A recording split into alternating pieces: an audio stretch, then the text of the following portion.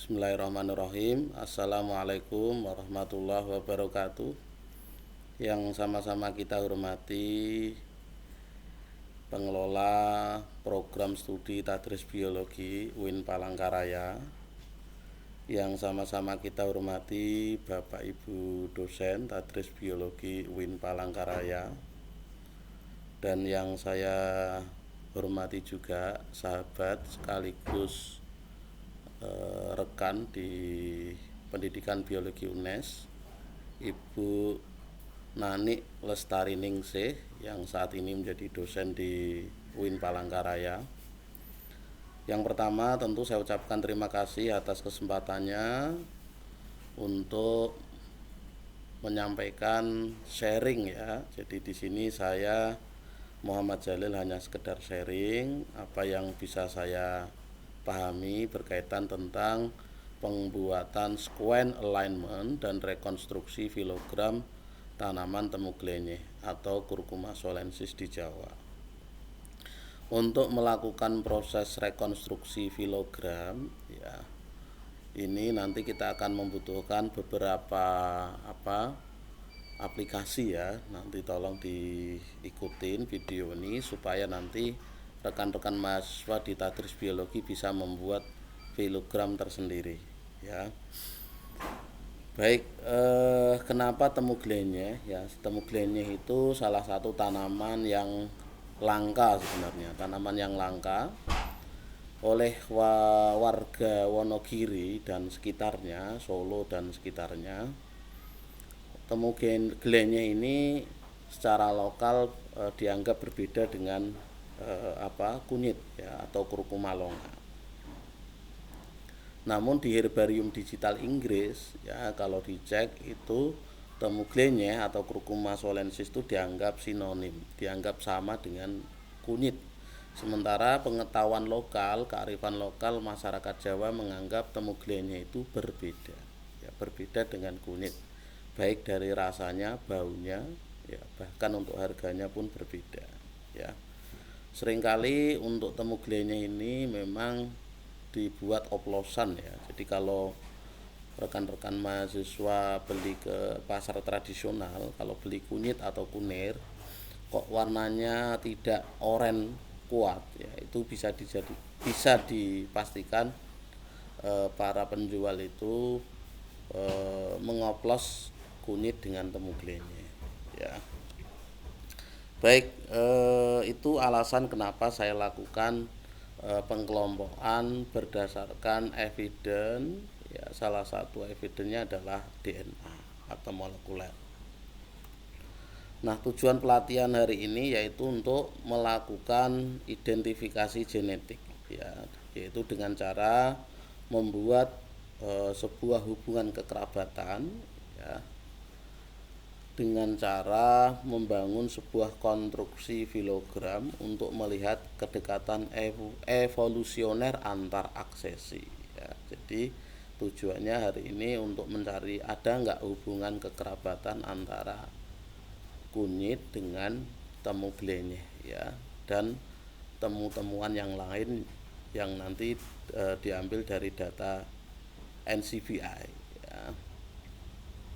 Kenapa demikian? Karena tadi dari latar belakang ya, secara morfologi dianggap sama ya, tapi dari sisi molekuler nanti apakah temu glenyeh itu memisah atau memang menyatu dengan Curcuma longa. Nah, ini nanti kita bisa menggunakan pendekatan DNA. Kenapa?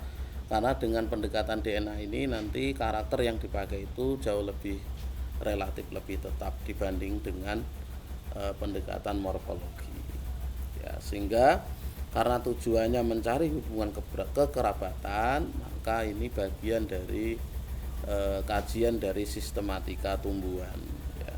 Oke. Kita lanjut ya. Untuk perangkat lunak mahasiswa yang budiman paling tidak ada 4. Yang pertama notepad ya, ini fungsinya digunakan untuk merapikan dan menyimpan sekuen DNA dalam format FASTA. Ini saya kira ini bawaan dari Windows, jadi semua sudah ada di laptop masing-masing. Kemudian yang kedua yang kita butuhkan yaitu NCBI online ya. Ini nanti gunanya untuk memverifikasi sekuen untuk memastikan bahwa sampel benar merupakan Curcuma solensis atau temu glenyeh dan bukan kontaminan yang lain ya. Kemudian parameter yang digunakan dalam verifikasi ini kita menggunakan dua. Yang pertama adalah query coverage. Query coverage ini menunjukkan seberapa sama ya panjang sekuen yang kita gunakan dengan panjang sekuen yang ada di NCBI. Sementara persen identity ini menunjukkan indikator apakah sekuen yang kita upload di NCBI ini apakah sama basa nitrogennya. Kemudian aplikasi yang kedua yang kita butuhkan mahasiswa yang budiman adalah Mesquite versi 3.2. Ini fungsinya yaitu nanti digunakan untuk pensejajaran atau penyelarasan sekuen yang kita miliki ya secara kolektif untuk melihat posisi mutasi atau variasi basa. Kemudian yang terakhir yang kita gunakan, aplikasi yang kita gunakan adalah MEGA 6 atau Molecular Evolutionary Genetic Analysis ya, fungsinya untuk melakukan rekonstruksi filogram menggunakan metode neck-burr joining ya, dengan model Kimura 2 parameter dan uji bootstrap 1000 replikasi ya. Perlu mahasiswa pahami sebenarnya untuk metode itu sangat banyak, tapi karena Pak Jalil ini melakukan analisis antar spesies di genus Curcuma, maka lebih tepat menggunakan NJ atau neck-burr joining. Kemudian model substitusi yang Pak Jalil gunakan yaitu Kimura 2 parameter atau disingkat K2P. Ini fungsinya adalah untuk mengoreksi laju transisi dan transversi sekuen ITS yang Pak Jalil pakai. Kemudian untuk uji robustness ya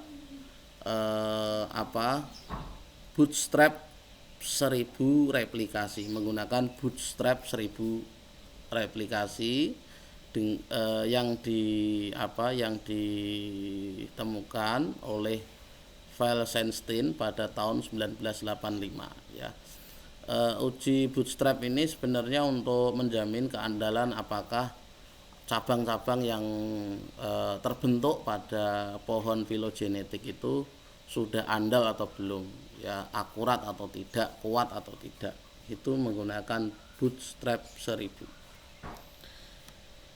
Ada catatan lagi pada bagian notepad, Anda bisa menjelaskan sedikit bahwa format FASTA harus dimulai dengan tanda lebih besar atau tanda ini ya, lebih dari ini ya, diikuti nama sampel, kemudian baris baru berisi sekuen. Hal ini terlihat sepele namun krusial agar file bisa terbaca di Mesquite. Baik mahasiswa yang budiman, mahasiswa Tadris Biologi UIN Palangkaraya, kita langsung melakukan tahapan cara membuat atau merekonstruksi pohon filogenetik ya, ditonton sampai tuntas ya. Oke. Mahasiswa yang budiman, ini Pak Jalil sudah menyiapkan file dalam bentuk TXT ya, atau di notepad TXT. Ini adalah sampel sekuen ya. Ini tadi catatannya adalah dikasih tanda lebih dari ya di setiap aksesinya. Ini kebetulan untuk aksesi yang pertama ini adalah sampel yang Pak Jalil dapatkan waktu eksplorasi di Wonogiri, yaitu CS2 Curcuma solensis ya, temu glenyeh. Ini kemudian dari sampel, kemudian saya lakukan ekstraksi DNA, kemudian saya mendapatkan ekstrak DNA. Dari DNA yang saya peroleh itu kemudian dilakukan sequencing di Singapura. Nah, setelah mendapatkan hasil sequencingnya, ini saya akan melakukan tahap konfirmasi. Jadi tahap yang pertama itu kita lakukan konfirmasi data kita, apakah data sequence yang kita peroleh ya itu sudah sesuai atau belum ya. Karena kalau nggak kita cek, bisa jadi sequence yang kita peroleh ini bukan Curcuma swalensis atau bukan atau spesies yang lain yang jauh dari Curcuma swalensis, atau bahkan mungkin kontaminan, sehingga perlu kita cek sequence kita ini. Caranya kita copy sequence ini, kita copy, kemudian kita masuk ke aplikasi online yang pertama, yakni menggunakan ncbi.lnm.nih.gov. Kemudian ini tampilan website NCBI-nya. Kemudian pilih BLAST ya mahasiswa, ini ada tulisan BLAST. Kemudian setelah kita klik BLAST, kita tidak perlu login. Kita langsung pilih ke nucleotide BLAST ya. Kita pilih ke nucleotide BLAST. Kemudian sequence yang sudah kita copy dari notepad, kita kopikan di enter query sequence ya, Ctrl V gitu kan. Kita Ctrl V, kemudian kita scroll ke bawah, kemudian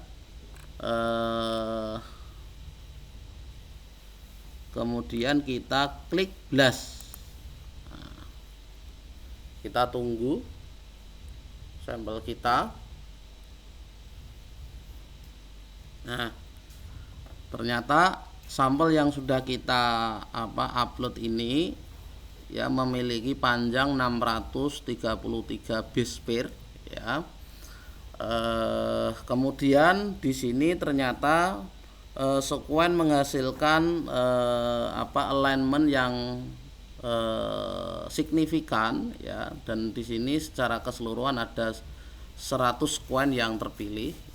Ini dari 100 ini nanti bisa kita pilih untuk kita melakukan rekonstruksi. Kita bandingkan dengan data-data di NCBI. Caranya kita tadi menggunakan dua indikator. Indikator yang pertama adalah query cover, indikator yang kedua adalah persentase identity atau similarity. Ini contoh.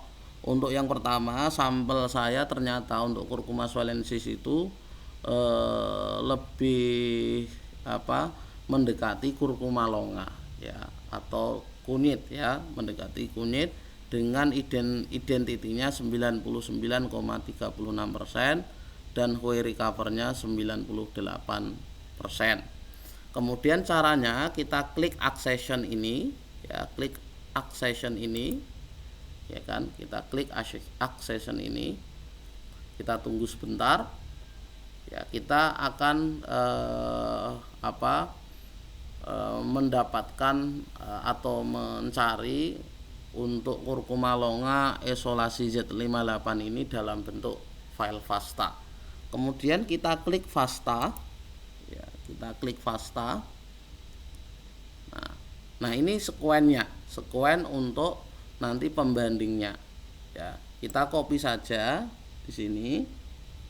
Kita copy, kemudian kita masuk ke data analisis ya, kita kemudian Ctrl V ditaruh bawahnya. Nah ini ya, berarti ini yang lama kita hapus saja. Sebenarnya sudah saya siapkan, cuma saya pengen menunjukkan cara mengcopy data-data pembanding dari NCBI itu seperti apa. Kita hapus ya.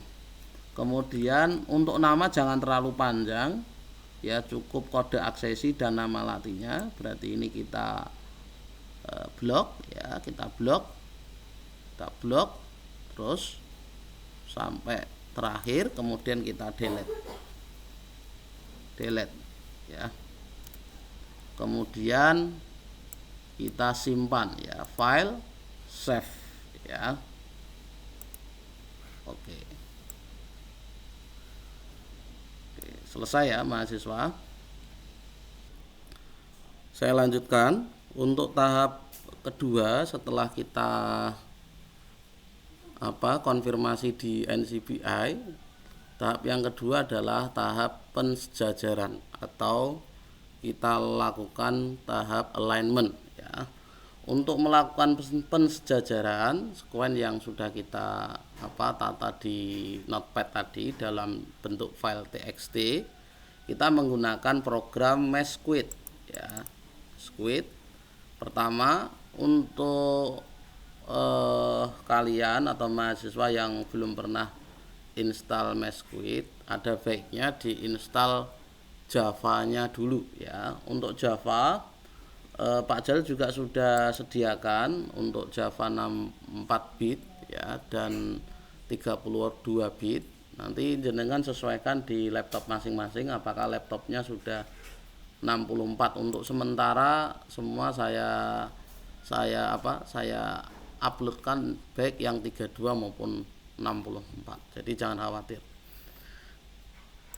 Nah, langsung saja kita klik Mesquite aplikasi ini ya.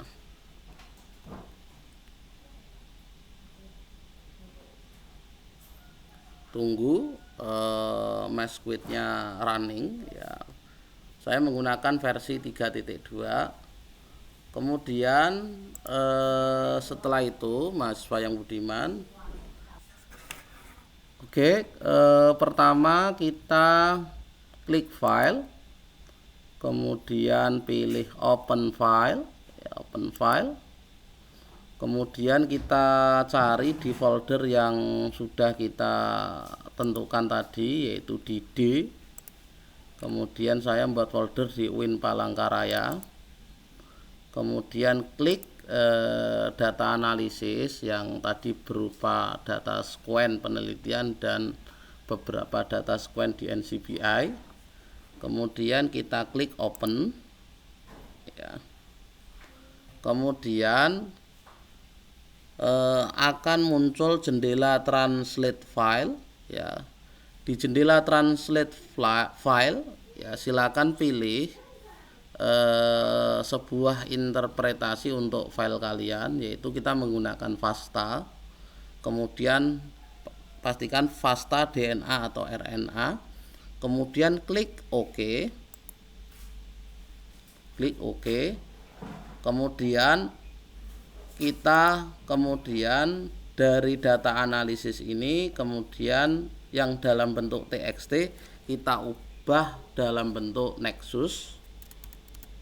Next ya, supaya nanti bisa dilakukan tahap alignment atau pensejajaran. Kemudian kita pilih save.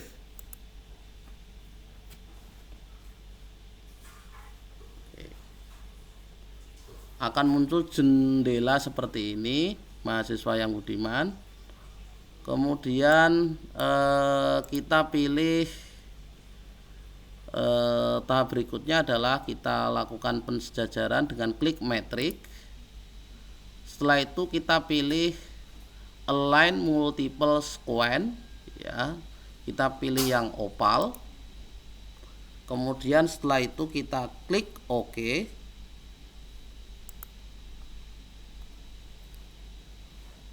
Kita tunggu ya proses pensejajarannya atau alignmentnya. Nah, ini sudah keluar alignmentnya. Nah, pastikan untuk sekuen kita jangan sampai di ujung itu ada yang kosong ya. Ini kayak di bawah ini masih banyak yang kosong, kemudian atas ini yang kosong, maka kita hapus yang rompang-rompang ini, kita hapus ya. Jadi pastikan harus penuh. Nah, caranya menghapusnya, klik di angka 1 ini ya. Kemudian tekan shift, tahan. Kemudian tekan tanda panah ke kanan sampai angka nomor 26, karena yang penuh bagian kiri, sekuen bagian kiri adalah nomor 27. Ya, kita klik tanda panah ke kanan ya. Terus sampai nomor 26 ya.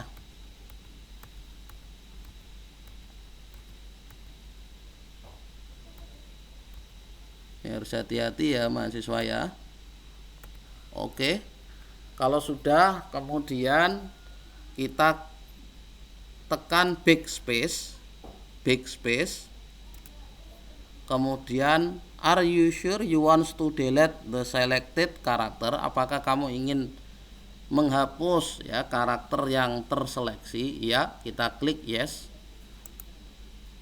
Nah, ini untuk square-nya bagian kiri sudah penuh semuanya. Kemudian kita cek yang sebelah kanan, ya, apakah masih ada yang rompang.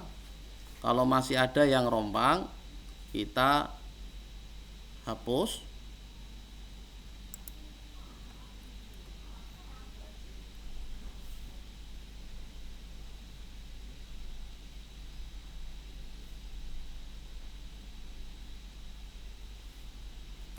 Coba kita cek ya.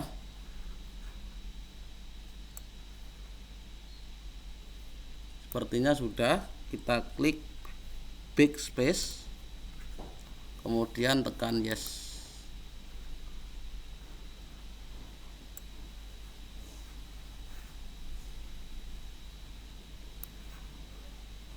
Coba kita lihat kiri sudah oke, kanan. Oke, kanan juga sudah oke ya mahasiswa. Kemudian setelah itu kita pilih file, kemudian kita ekspor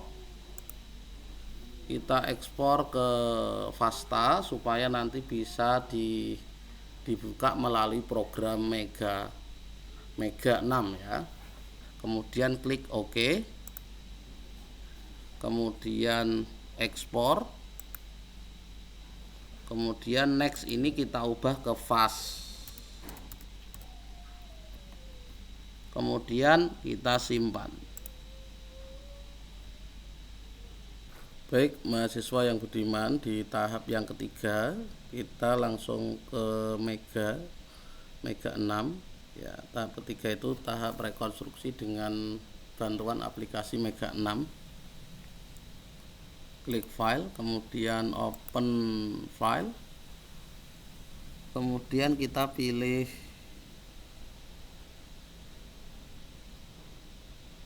data analisis yang fast, kemudian pilih align, kemudian pilih alignment, pilih align by cluster W, kemudian OK, kemudian klik OK. Ini hasilnya, kita cek untuk alignmentnya.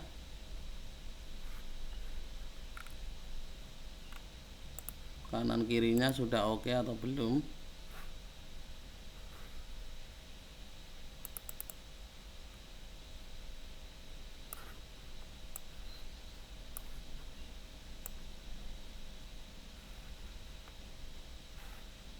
Untuk kanannya sepertinya udah oke. Kita tinggal kiri ya.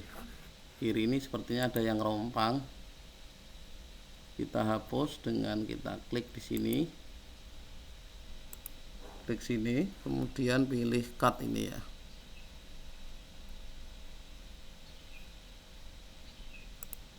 Nah, sudah. Kita cek kembali. Sudah oke. Kemudian pilih data, pilih export alignment, kemudian pilih mega format ya. Kemudian kita pilih data analisis,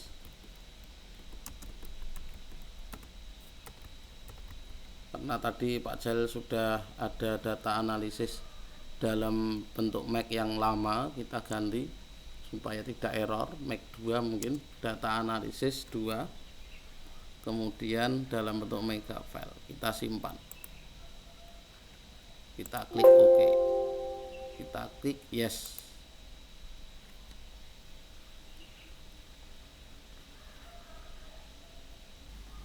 Baik, tahap terakhir mahasiswa yang budiman, yaitu pembuatan pohon filogenetik. Nah, kita pilih filogeni di program Mega 6 ini, kemudian pilih construct test neighbor joining tree. Kemudian what you like to use currently active data analisis 2 meg, ya, apakah kamu ingin menggunakan data terbaru? Kita pilih yes, ya. Kemudian di option summary ini jangan lupa untuk ditentukan yang pertama adalah test of phylogeny. Nah, di awal tadi saya menggunakan bootstrap method, ya. Kemudian kita pilih bootstrap method. Kemudian untuk replikasi uji bootstrapnya itu 1000 kali. Kemudian untuk modelnya kita menggunakan Kimura 2 parameter model. Untuk statistik metodenya menggunakan neighbor joining. Kemudian kalau sudah oke, kita klik compute.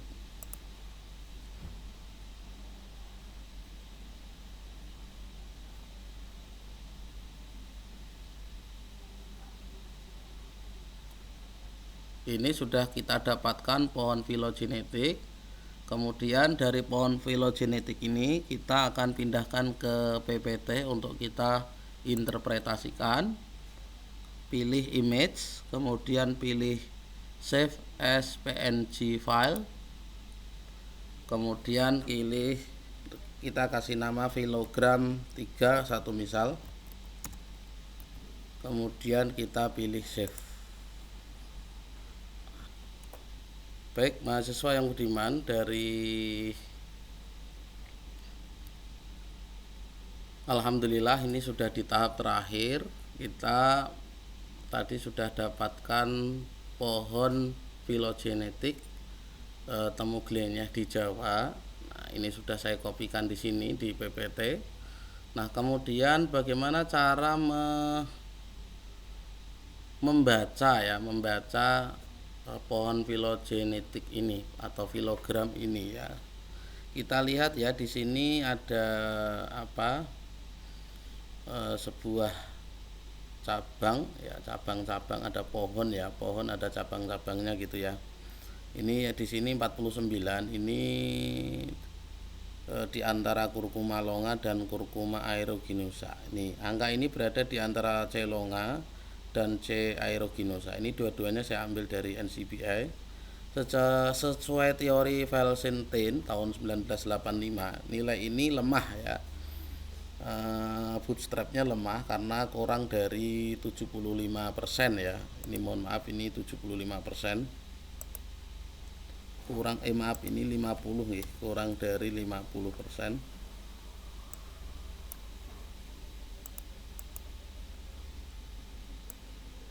Artinya C aeruginosa atau temu hitam yang nyelip di antara dua C longa dari NCBI tersebut tidak begitu stabil, bisa saja pada replikasi lain posisinya berubah, ya. Kemudian justru ini ada nilai 83 ini, 83 ini, angka ini berada di pangkal klaster besar, ya, yang menyatukan C longa, ya, kemudian C aeruginosa, kemudian dan C amada. Ini adalah nilai yang sangat kuat karena di atas 70%. Bootstrapnya kalau kuat itu di atas 70%, kalau lemah kurang dari 50. Artinya pengelompokan mereka terpisah dari sampel CS2 temu glennya. Ini kita lihat Curcuma solensis ternyata memang memisah, ya, memisah dari kelompok yang pertama. Kelompok pertama tadi ada 4 spesies, kelompok kedua ini ada 1 spesies, ya. Anggap saja ini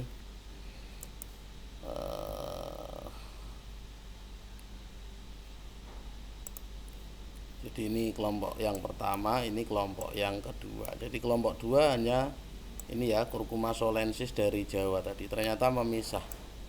Ini menunjukkan bahwa temu glennya memiliki profil genetik yang unik dan berbeda signifikan dari aksesi C longa standar yang tersedia di database NCBI, ya. Jadi penelitian ini telah menguatkan bahwa C solensis itu benar-benar memisah dengan Curcuma longa sebenarnya ya. Ini menguatkan masyarakat lokal baik yang ada di Jogja, di Gunung Kidul ya, di Wonogiri, di Ponorogo ya, di Pacitan ya, bahwa temu glenyeh ya temu glenyeh, kunyit ya kunyit sendiri. Mereka bukan spesies yang sama tapi spesies yang terpisah. Hal ini terbukti dari pohon rekonstruksi yang telah kami buat. Demikian yang bisa kami sampaikan, kurang lebihnya mohon maaf. Mudah-mudahan ada manfaat apa yang bisa saya sampaikan hari ini. Terima kasih. Assalamualaikum warahmatullahi wabarakatuh.